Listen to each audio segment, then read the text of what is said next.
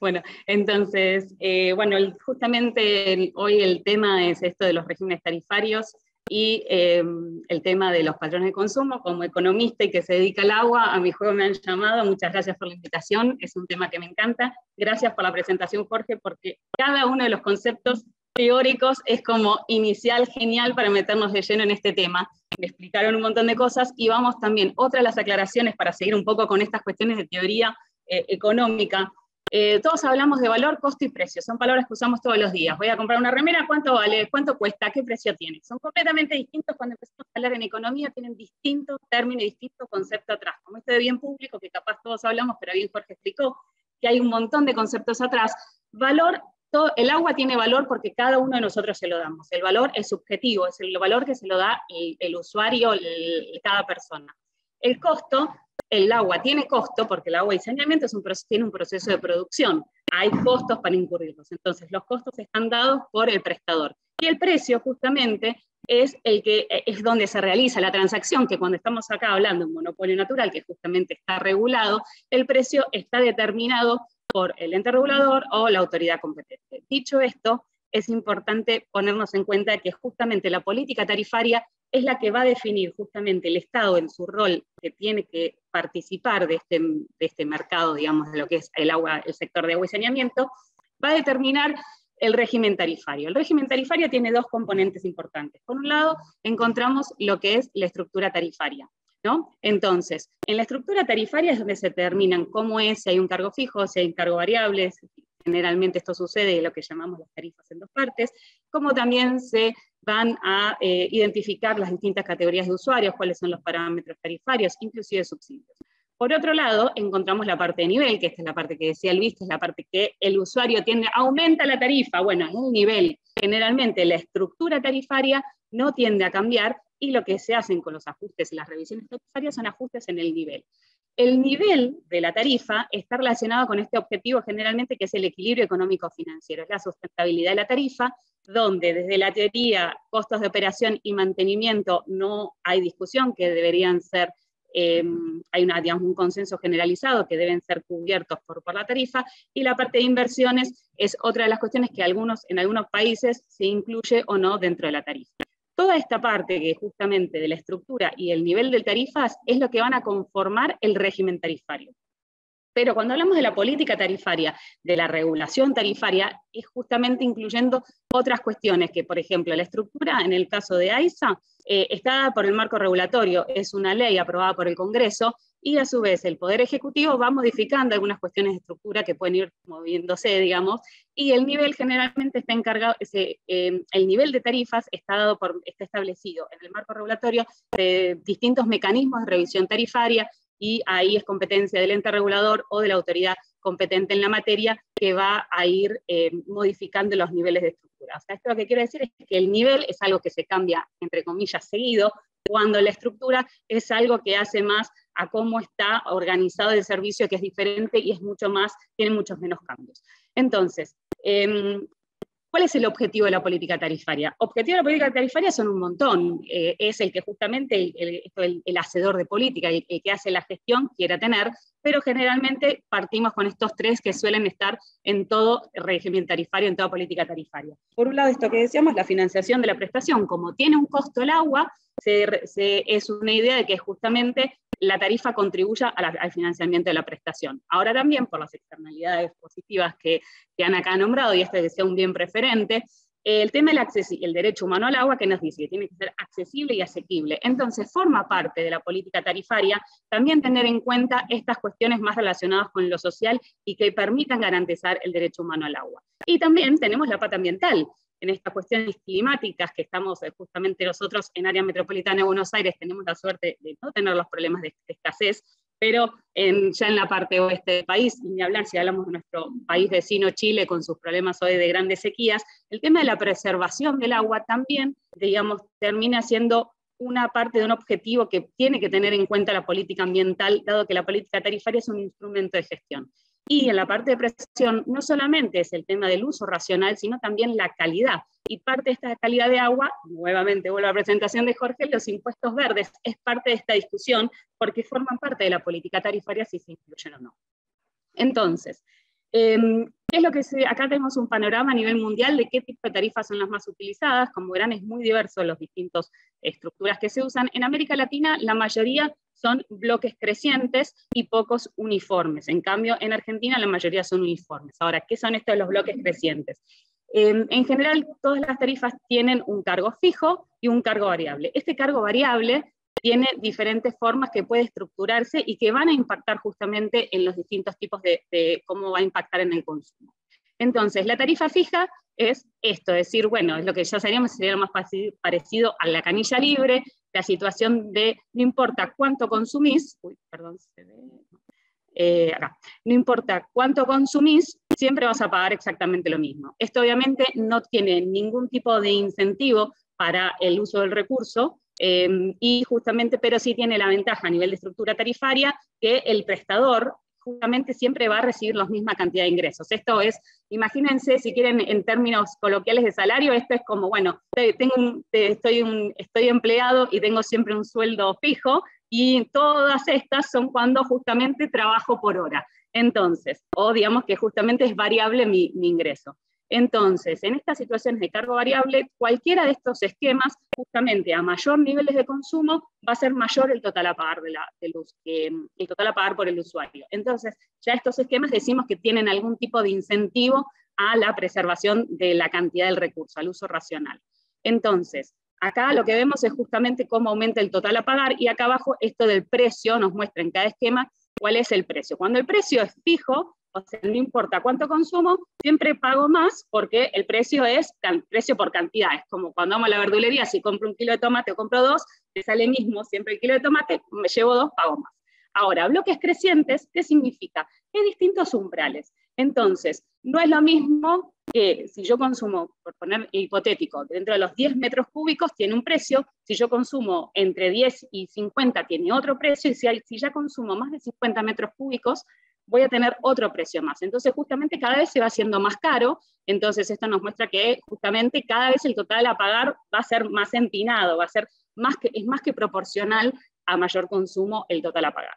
Entonces, esto claramente tiene uno de los incentivos más fuertes para el uso del recurso, te invita a justamente quedarte en los bloques más bajitos, y a su vez tiene esta ventaja para el usuario.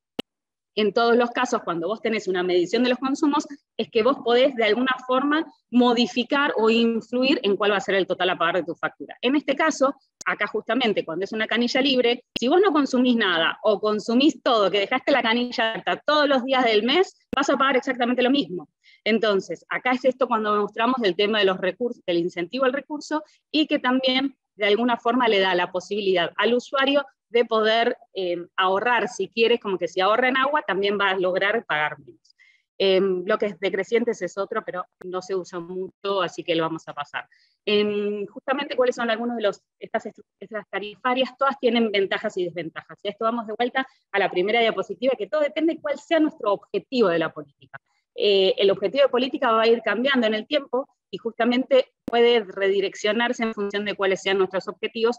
Una estructura puede ser mejor a la otra. Entonces, en general, las tarifas lineales tienen como ventaja esto, que ya tienen la señal, pero son un poco más previsibles y son de más fácil comprensión, ¿no? Imagínense que si no, el usuario tiene que saber cuándo cambia el bloque, qué precio tiene, y entre nosotros igual nos dedicamos todos al agua y capaz sabemos, pero la mayoría de los usuarios ni siquiera sabe cuánto, con suerte sabe cuánto paga de agua en el total, pero poca gente sabe el precio del metro cúbico. Entonces, esas son cuestiones que hacen también a la política tarifaria, la facilidad para la comprensión y para el diseño inclusive de la tarifa son cuestiones importantes.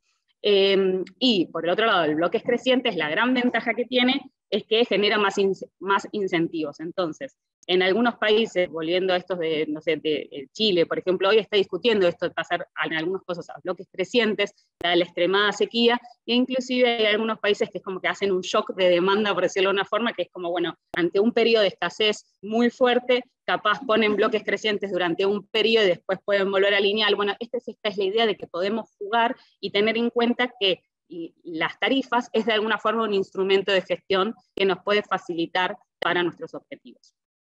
Entonces, para ver un poquitito, estos son algunos gráficos, estos son distintas ciudades de América Latina, y acá lo que vemos es lo que se espera, ¿no? Que la tarifa media, o sea, el precio al metro cúbico, a mayor precio va a ir bajando el consumo. Esto es lo que esperamos, más caro oferta y demanda, ¿no? Más caro es, menos voy a consumir. Ahora bien, también encontramos que esto mismo se da para lo que es la micromedición. Entonces, acá lo que nos muestra es que justamente cuanto mayor es el porcentaje de micromedición, ya también inclusive vemos una reducción del consumo. Entonces, esto nos puede dar alguna pista de decir, bueno, acá inclusive ni siquiera está el precio. Volviendo a los niveles o la estructura, acá solamente nos muestra una cuestión de estructura. Por el solo hecho de medir, no importa cuál sea el precio, no importa cuál sea la política tarifaria, si bloques crecientes, lineales, solamente la medición nos lleva a acá de esta, digamos, del ejemplo de estos prestadores, a un menor consumo, siempre teniendo en cuenta que por esta cuestión ambiental queremos reducir el consumo y es importante. Ahora bien, ¿por qué puede pasar esto? Es esto de la elasticidad precio. ¿Qué es la elasticidad? La elasticidad es decir, cuando aumenta el precio, cuánto aumenta el consumo. Entonces, si aumenta mucho el precio, ¿también disminuye mucho el consumo? Bueno, no. En el caso de agua, lo que muestran es que la mayoría de muchos estudios es que la elasticidad precio es baja. Aunque te suba un poquito el agua, vos no vas a bajar tanto tus consumos, y especialmente si los podés pagar. Entonces, acá lo que vemos es que justamente la tarifa tiene de alguna forma una limitación y no va a funcionar sola a reducir el consumo. Ahora bien, en esto que vemos, es justamente en este gráfico, vemos que si la diferencia, acá es un porcentaje sobre la diferencia entre el bloque de 20 metros cúbicos y 100 metros cúbicos. Si justamente tenés bloques crecientes, la diferencia es muy alta, ahí sí, léase en criollo sería, si a vos el precio no te hace cosquillas, no cambias nada. Ahora, cuando duele, bajas mucho. Entonces a esto vamos. Si vos tenés que estar, ahora, si sube mucho el precio, tenés problema con esta pata del ambiental, de la accesibilidad y la asequibilidad. Ahora, si vos estás en una situación que no tenés agua, tenés sequía total, bueno, primero tenés que ir por el recurso. Entonces a esto vamos que estás todo el tiempo viendo estos dilemas de, bueno, ¿cuál es tu prioridad? Y eso va a dar determinado por la parte de la política. ¿Qué sucede en Argentina? Bueno, la micromedición es muy baja. En general, en los residenciales, estos son gráficos de aferas, el 20% de los residenciales solamente está medido, y en los no residenciales también es muy bajo el nivel de medición. A su vez, las grandes ciudades de la Argentina tienen menos nivel de medición, y justamente los que tienen más altos niveles son Misiones, Jujuy y Corrientes. De hecho, hablando de Jujuy y Salta son algunos de los prestadores que tienen bloques crecientes en Argentina. La mayoría son lineales, pero Salta y Jujuy tienen eso. Esto lo vamos a ver más adelante porque seguramente ya estoy justa con el tiempo. Y otra de las cuestiones también a ver es que la medición, justamente, así como decíamos que influye y que solamente por el hecho de medir ya se observa que hay menores consumos, también se observa una relación positiva con la cobertura financiera. O sea que a mayor micromedición, en general, la sostenibilidad de los prestadores es mayor. Entonces, esto un poco nos puede estar dando alguna idea de que la importancia de la micromedición, por sobre todas las cosas, como una herramienta, además del tema de la tarificación, con todas estas cuestiones que sabemos que hacen al conocimiento que le brinda al usuario, al poder detectar pérdidas, a un montón de cuestiones. Entonces, como reflexiones finales, lo que me interesa destacar es justamente entender esto, que la política tarifaria es un instrumento de gestión donde las prioridades van a estar asignadas digamos, justamente por el hacedor de política, y van a ir dependiendo. Entonces, si bien el nivel de tarifas es lo que más se puede cambiar, la estructura también se puede cambiar, y es importante tener en cuenta que esto va a cambiar los incentivos y las señales que vaya a estar dando en el mercado. Justamente hay una diversidad de estructuras tarifarias y cada una se puede amoldar mejor a cuál sea la necesidad de ese momento.